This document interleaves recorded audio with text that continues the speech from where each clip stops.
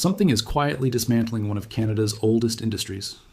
Right now, as you watch this video, there are fewer cattle on Canadian ranches than at any point since 1987. And it's not because of a sudden disease or a ban, it's because ranchers themselves are walking away, choosing to sell their entire herds rather than keep them.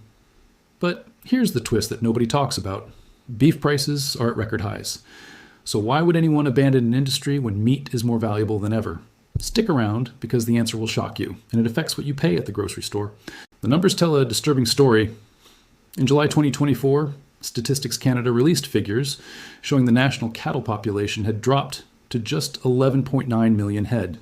That's not just a small decrease. That represents the lowest herd size the country has seen in nearly 4 decades. And this isn't a one-year blip. This is the 3rd consecutive year that ranchers have been liquidating their herds. Every single year since 2022, the cattle population has gone down. Down, down, and down again. At this point, Alberta alone, which accounts for nearly 45% of Canada's entire national herd, is facing what experts are calling an agricultural emergency. Saskatchewan follows with 29%. Together, these two provinces hold almost 3/4 of all cattle in the country, and both are in crisis mode. But here's where it gets confusing for anyone watching the grocery store prices. Beef has never been more expensive. In 2025, meat prices climbed higher than any other food category in the entire country. Ground beef, steaks, roasts, everything went up. The retail price of beef jumped 16% in a single year.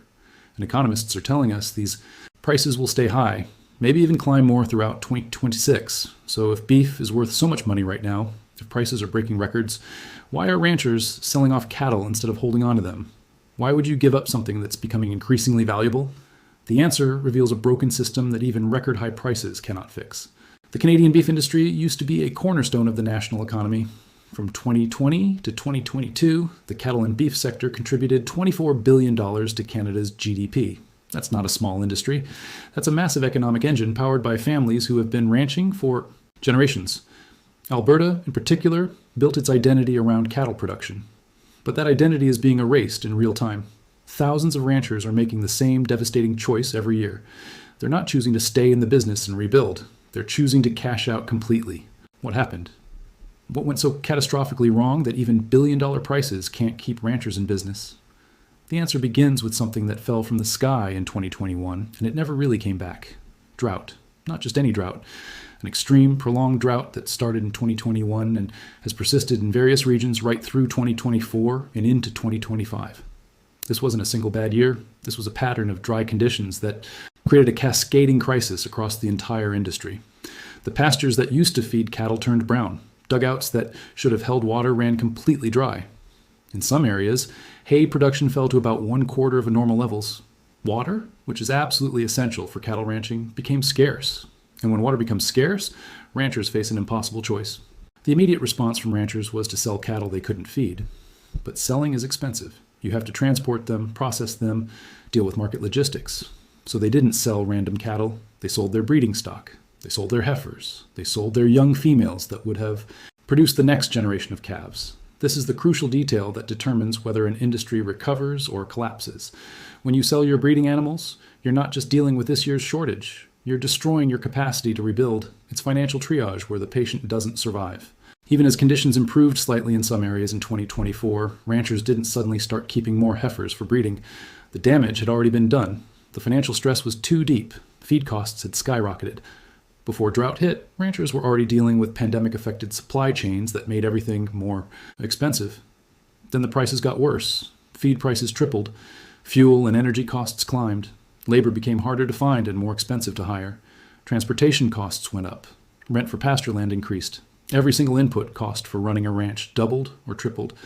It was like every direction the industry tried to move, there was an even bigger wall blocking the way. Now think about the mathematics from a rancher's perspective. Beef prices are high? Yes, record high. But the costs to produce that beef have also reached record levels. A rancher can't just look at the price per pound of beef. They have to calculate the total cost of feeding a cow for an entire year, the veterinary costs, the equipment maintenance, the transportation, the labor, the rent on the pasture land. When you actually do that math, especially in the Canadian context where drought has made feed so scarce, the profit margin almost disappears. Sometimes it's negative. Ranchers aren't being irrational by selling their herds. They're being logical. They're looking at the numbers and realizing that keeping cattle isn't profitable anymore. even with prices at historic highs. Some ranchers have tried to maintain their herd sizes anyway. They've purchased massive amounts of feed to make up for what they couldn't grow. The Somerville family near Enyang, Alberta, has been ranching in the same area for generations. They currently run about 350 head of cattle. Since 2021, they've watched their land dry up year after year. But instead of liquidating, they've chosen to purchase feed. That's a massive financial commitment. Some years they've received government assistance to help with feed costs. Other years they haven't, but they've kept going. However, they're the exception. Most ranchers don't have the financial reserves to keep buying expensive feed while prices don't cover costs. Most ranchers have to make the hard choice. The irony is almost painful. Beef prices are so high right now specifically because cattle supply is so low. This is basic economics. When you reduce supply, prices go up. The market is functioning perfectly. But it's functioning in a way that punishes producers and rewards those who hold on to inventory. Ranchers who liquidated 5 years ago lost out.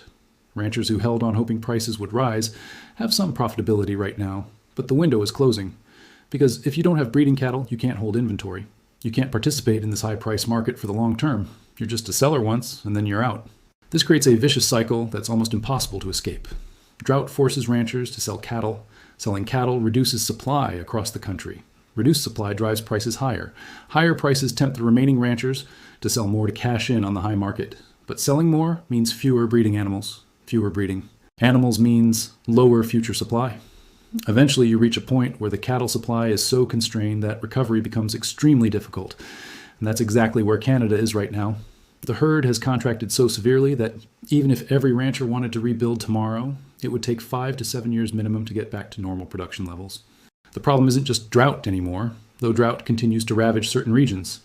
As of late 2024, approximately 70% of Canada's agricultural land was experiencing some level of drought conditions. The Pacific region was almost entirely affected. The Prairie region, the heartland of cattle production, had 59% of its land under drought. The Central region was 84% affected. These aren't small numbers. These are catastrophic percentages. Northern Alberta and Saskatchewan, which have some of the largest cattle operations in the country, are under extreme drought conditions.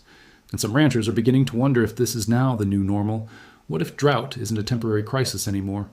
What if it's a permanent shift in the climate? One of the other infrastructure problems nobody likes to talk about is the loss of pasture land itself. For decades, Alberta had vast rolling grasslands where cattle could graze. These weren't always owned by ranchers themselves. Many ranchers rented pasture land from neighboring farmers or from private owners. But over the past 10 to 15 years, those grasslands have been disappearing. Land is being converted from grassland to cropland. Developers are buying up rural land and converting it to urban or industrial use. The total available pasture land for cattle has shrunk significantly. This means that even if a rancher wanted to maintain or expand their herd, they might not have anywhere to put the cattle. The physical space is simply no longer available. This is a problem that high beef prices cannot solve. You can't create pasture land by raising the price of meat. The land is gone. Feed availability has become the defining factor in ranchers' decisions about herd size. One of the livestock market analysts who has been tracking the industry for 30 years put it starkly. He said he has never seen demand as great as in recent years. The entire world wants beef. Restaurants want it. Consumers want it. Export markets want it. But none of that demand matters if you don't have hay, if you don't have feed, if you don't have water. You simply cannot keep cattle you cannot feed. Several ranchers interviewed about their decisions mentioned the same thing repeatedly. The question isn't whether prices justify keeping cattle. The question is whether they have enough feed. If they can find feed at a reasonable price, they'll try to stay in business. If they can't, they'll sell. That's the reality. The United States has a significant advantage over Canada in this situation. American ranchers also experienced severe drought in 2021 and 2022. Texas, which has the largest cattle herd in the U.S., suffered tremendously. But American drought conditions improved substantially in 2023 and 2024. States that are major cattle producers saw significantly increased rainfall. That moisture gave American ranchers the ability to grow more hay, maintain more pasture, and actually start rebuilding their herds. Meanwhile, in Canada, the drought persisted in many key regions. So while American ranchers are now beginning the process of heifer retention and herd expansion, Canadian ranchers are still in survival mode. This puts Canadian producers at a competitive disadvantage. They're losing ground to American competition at exactly the moment when that ground matters most. The ripple effects are already being felt at grocery stores across Canada and beyond. Beef prices aren't just high because of Canadian supply issues. They're high because global supply is tight. The entire world is experiencing cattle herd challenges. Argentina has faced drought. Australia has faced drought. Brazil has faced challenges. The United States reduced herd sizes significantly. So beef supply is constrained globally. That's driving prices up everywhere. But in Canada specifically, the situation is magnified by the severity of the local crisis. Some economists predict that beef prices won't come down significantly for another 2 to 3 years at minimum. Some think they might never return to the price levels people saw in the 1990s and 2000s. That's a permanent shift in the cost of living for Canadian families. What's particularly frustrating for ranchers is that high prices should theoretically incentivize expansion. Economic theory suggests that when prices are high, producers should produce more, and some ranchers do try. But the barrier to expansion isn't ambition or willingness to work harder. It's the sheer mathematics of the situation. To expand a herd, you need to retain heifers, young female cattle that will become breeding animals. Those heifers cost money to feed. If you're already struggling to feed the cattle you have, you can't afford to hold back heifers. You have to sell them for meat just to survive. This creates a logical trap. Prices need to be high enough not just to cover the costs of existing cattle, but high enough to also cover the additional costs of growing young animals that won't produce income for a year or more. The current prices, despite being at historic highs, aren't high enough for that calculation to work in most cases. Economists at the University of Alberta and other research institutions have been studying this problem in detail. They've concluded that the cattle cycle in North America has become much more complex and unpredictable than in the past. Historically, cattle cycles followed patterns that economists could model. During low prices, production would decline. During high prices, production would increase. You could track this cycle and predict when expansion would happen. But the modern cattle market has broken that pattern. Now, even with prices at historic highs, production isn't expanding. Ranchers are making different decisions than the models predict. They're prioritizing survival over growth. They're exiting the industry entirely rather than expanding during good times. This suggests that the underlying economics of ranching have fundamentally shifted. Part of the reason is consolidation.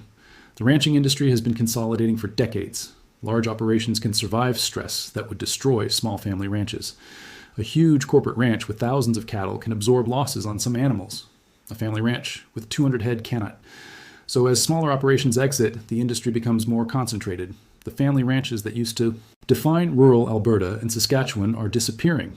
They're being replaced by larger, more corporate operations, or they're being replaced by nothing at all. The land is sold, and the next owner might be a developer, a farmer growing crops, or simply an investment company holding it for appreciation. Either way, cattle are gone. The question of heifer retention has become absolutely critical to understanding Canada's cattle future. Heifer retention is the industry term for holding back young female cattle instead of sending them to market for meat. These heifers are bred the next year, and they produce calves the year after that. So heifer retention in 2024 determines calf production in 2025 and 2026. Right now, heifer retention is weak. Ranchers aren't holding back enough young females. This means the calf crop for 2025 is smaller than the year before. The 2025 calf crop is projected to produce about 154,000 fewer calves than 2024. That might sound small in a national herd of 11.9 million, but it's actually significant.